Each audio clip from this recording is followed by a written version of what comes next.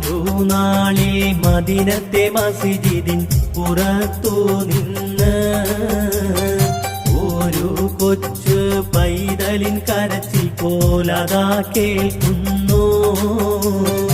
അതു കേട്ട സഹാബത്തരടങ്കലും വെളിയിൽ ചെന്നേ അതിശയ കഥയൊന്ന് അവിടമിൽ അരങ്ങേറുന്നേ.